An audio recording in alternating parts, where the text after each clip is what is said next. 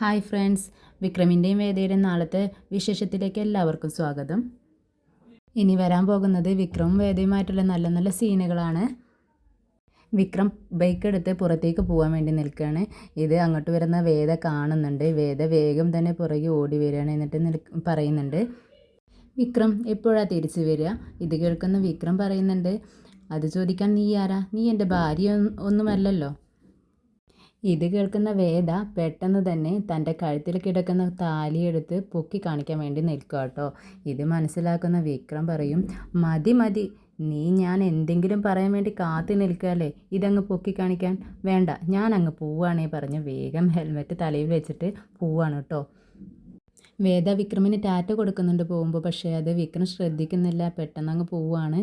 വിക്രമിൻ്റെ ഈ കുസൃതികളെല്ലാം തന്നെ വേദയ്ക്ക് നന്നായി ഇഷ്ടപ്പെടുന്നുണ്ട്, അവൾ ആസ്വദിക്കുന്നുമുണ്ട്.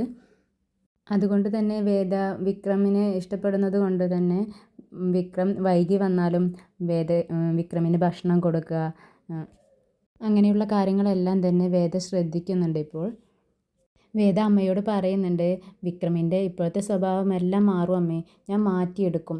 അമ്മയുടെ വിക്രമിനെ ഞാൻ പഴയ വിക്രമാക്കി മാറ്റിയെടുക്കും അമ്മയെന്ന് അമ്മയ്ക്ക് വാക്ക് കൊടുക്കുകയാണ്. ഇത് കേൾക്കുന്ന അമ്മയ്ക്ക് നല്ല സന്തോഷമാവുന്നുണ്ട്. പക്ഷേ മാഷിന് ഇതിലൊന്നും അത്ര വിശ്വാസമല്ല.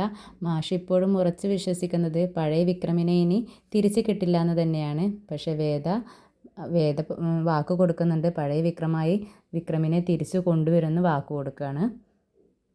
പിന്നീട് രാധയുമായി അഭിലാഷിൻ്റെ വിവാഹം നിശ്ചയിക്കാൻ പോവുകയാണ്. അതറിഞ്ഞ് രാധയുമായിട്ട് വിക്രം അഭിലാഷിൻ്റെ അടുത്ത് പോവുകയാണ്.